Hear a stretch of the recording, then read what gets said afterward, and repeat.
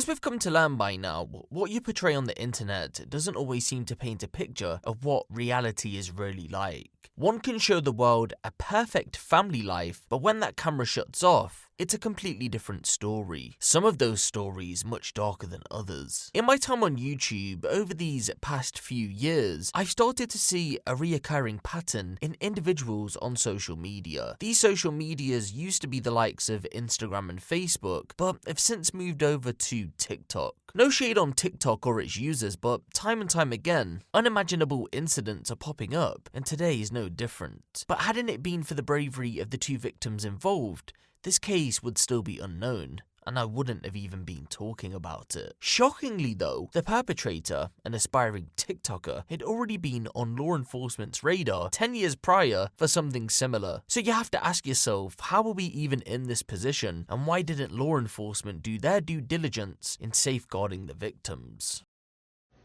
Hey you guys, we're back again. We're gonna do a little video for y'all on our meal that we're preparing today. So remember, always get your family time in. Family time is always the best time, so get your family time in, you guys, always. Come here, Fat. This is the baby boy right here. You're gonna see him in a lot of videos. This is Fat. Family time is the best time, huh? Yes. Family time is the best time? You love your family? Love your family. Huh? That's 40-year-old Zakiya Duncan filming TikToks with her children in their beautiful 4-bedroom house on Marina Atlow Lane in Harris County, Texas. Taking a look at the footage, you'd think nothing of it. It's just a mother spending some quality time with her family. 5 children, Nicholas, Zayden, Javia and Jared, all aged between 7 and 14, are normal features on the last few TikToks to be unearthed from the site. But it's hard to say how many they were featured in because the main TikTok account has since been deleted. What if I told you though, there wasn't just Zakiya and her 5 children living in the property, there was actually 9 residents. The first of the 3, not yet introduced, is that of Zakiya's 27-year-old boyfriend, the children's stepfather so to speak, Jova Terrell, aka upcoming rapper YGB Joker. The only information that's available about the other 2 is that they're 15-year-old twins, a boy and a girl. We'll call them Anthony and Jade. It's unclear why Jova hadn't appeared on the TikToks, maybe he did in the deleted ones, but what we know for certain is that the twins didn't. And after Zakiya would show this great family life with her beautiful children, she had kept away a secret from her audience. That secret, you'll find out in just a second. Need some help? Yes. Can you put some letters in, please? We're What's too wrong with good. you? What? What happened? Can you please? We just need somewhere to be right now. No, we can't do that. That's the 2 twins. They're barefoot, bruised, and they've just escaped their home, or what some label the House of Horror on Marina Atlow Lane. By this point, on October 18th, 2022, they had spent the past 20 minutes or so knocking on various doors in the neighborhood to seek refuge. Many people had opted out of letting them inside, it was in the early hours of the morning, but finally, after 30 minutes of knocking on multiple houses, a woman who's chosen not to be identified allowed them into her home. She would go on to ask them why they were pleading for help on her front doorstep in the early hours. What the twins told her is something that would chill many of you to your core.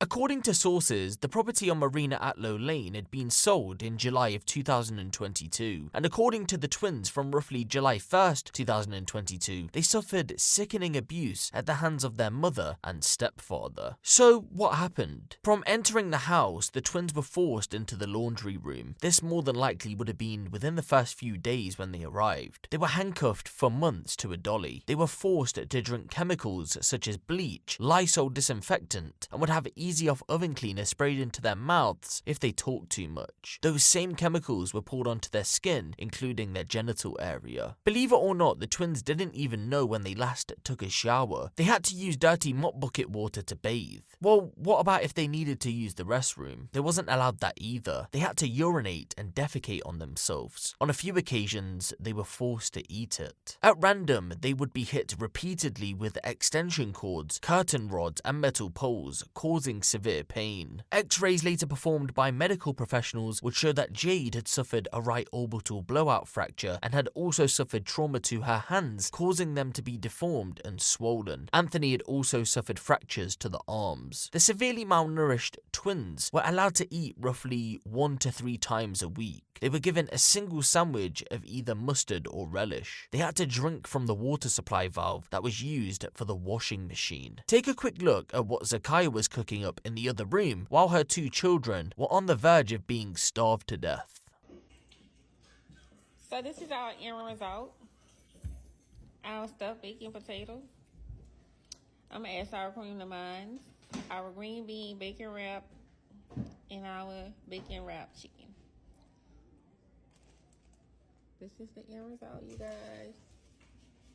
Everybody have their plates. This is the baby plate.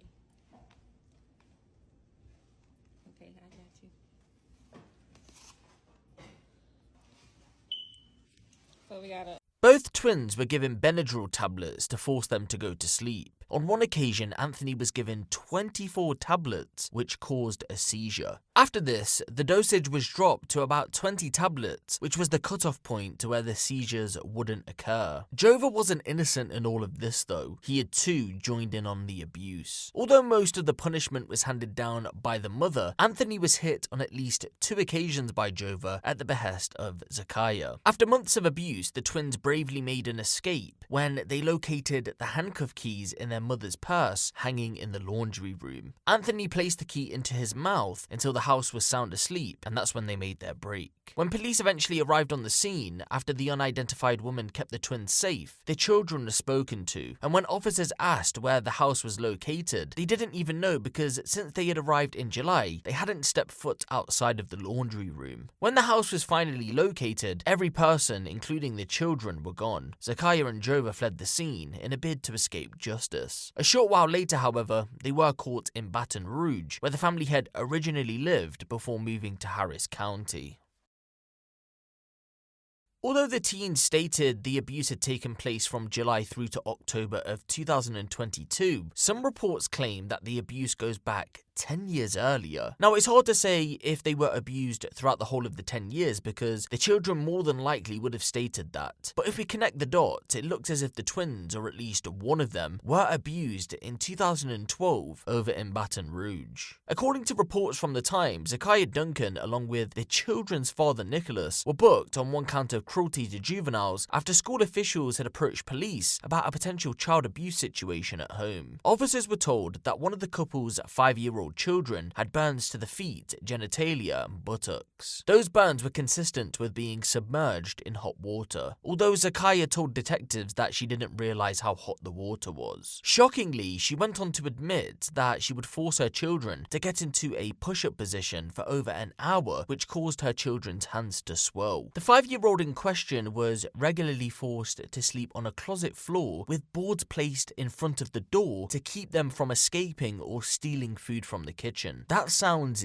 eerily familiar. After the incident, the children were placed into care of the state, but for whatever reason, the parents got off with a slap on the wrist after claiming they didn't physically hurt the 5-year-old, so all children were given back to her under supervision. On one visit from Child Protection Services, a toddler and a 5-year-old child were at home by themselves without any supervision. The toddler had been wrapped in clothes and had his hands tied together, but somehow the parents were still able to keep custody of the children. Accused of abusing and starving her own children, remains behind bars. 40-year-old Zakiyah Duncan appeared in court today. Our Bryce Newberry joining us live with those details. Bryce?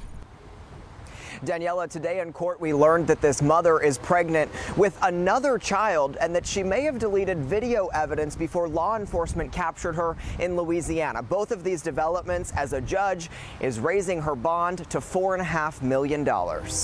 40-year-old Zakiya Duncan, the Cyprus mother accused of starving, beating, and handcuffing her twins before they escaped from their Cyprus home last month, appearing cuffed in an orange jumpsuit in a Harris County court Thursday, currently facing 4 felony charges. There's going to be plenty more evidence that comes out. Her other children still need to be interviewed as part of the investigation into what happened inside this Cyprus area home where the family moved over the summer. These kids were being starved for months.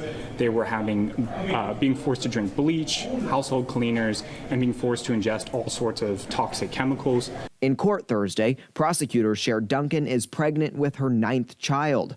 They're also looking into video evidence she may have deleted, something she told law enforcement about when they captured her in Louisiana after an Amber Alert. I will likely be also looking into her mental state and hiring experts to accomplish that. We hope those kids can get all the help they need.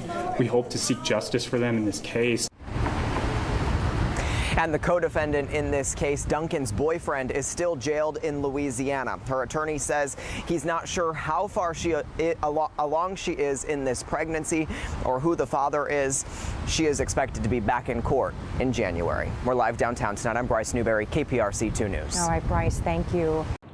His bond was originally set at $500,000, and today that bond was increased to $1 million.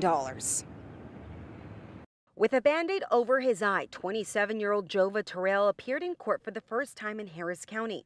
Terrell's being charged with assault, continuous family violence in a case that has shocked the community. These are the types of cases, child abuse cases, or really heinous cases like this with bad facts, where you're trying to protect people, where you're trying to make sure that your community is safe, and trying to get justice for your victim. He definitely was present in the home, there's no question about that, and that he was present while the kids were being assaulted, being tortured, and that he had witnessed all of this.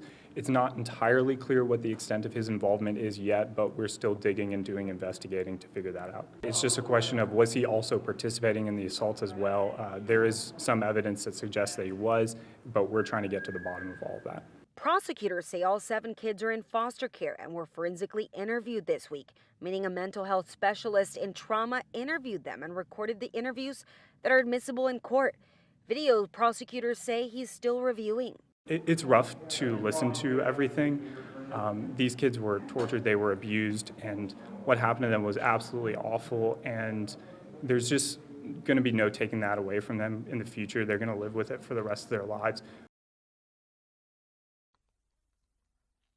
So it looks as if both scumbags will be locked up for a good portion of their lives now, and the kids will finally be able to live their lives out in peace. Going back to what I said at the start of the video, and you just don't know what's going on behind closed doors. Granted, the majority of cases we look at are smaller content creators, but it just goes to show you that not every perfect family is perfect. Remember, the internet is the internet, and even if you think you know someone, you really don't. And there's some sick, twisted people out there, like these two, who torture their own children, but live out a fantasy life over on TikTok.